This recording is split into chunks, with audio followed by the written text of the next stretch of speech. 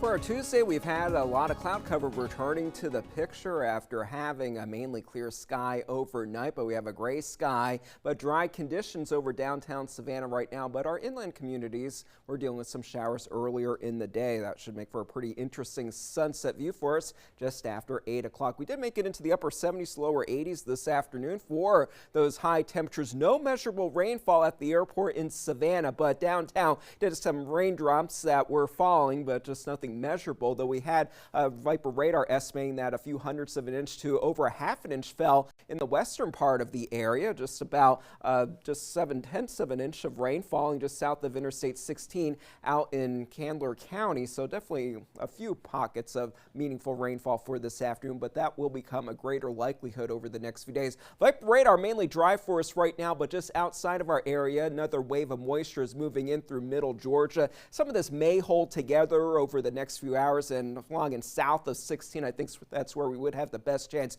for a few showers over the next few hours, but mainly dry until we get to tomorrow morning, when showers and a few isolated storms become a greater possibility for us, especially during those morning hours. And then another round of moisture moves in on Thursday with some heavy rain setting up, mainly dry for our Friday, but then going into the weekend, heavier rain will be setting up once again, mostly on Saturday, and then those rain chances will taper off again going into the day Sunday and into next week with a drier pattern returning. But at least we do have some meaningful measurable rainfall in the forecast as an active pattern setting up. We have the subtropical jet stream that's coming over the southeast, helping to bring in these waves of moisture. There's a lot of active weather off to the west, strong and severe storms across Mississippi and Alabama that will be moving from the west to the east, but weakening as it does so. But along the Gulf Coast for tomorrow, there is a risk, at least a low-end risk, for severe storms. We're going to be dealing with mainly rain and just a few thunderstorms developing for tomorrow first thing in the morning hours, but by lunchtime, mainly drying out as the activity pushes off of the coast. So it's the morning commute that's going to be wet.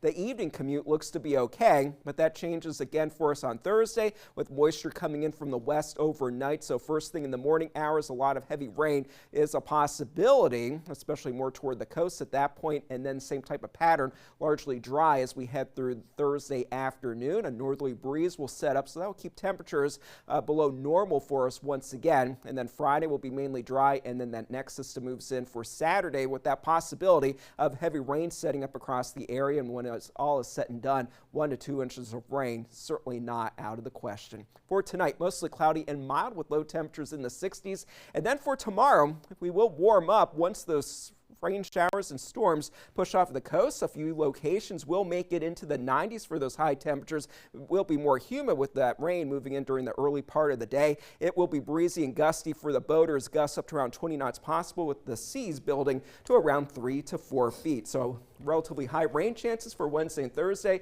mainly dry for Friday until the later part of the day. And then Saturday is going to be the main event with rain showers and a few thunderstorms possible on and off throughout the day. And again, some of that will be heavy, so we will have some decent rainfall totals helping the wildfire situation.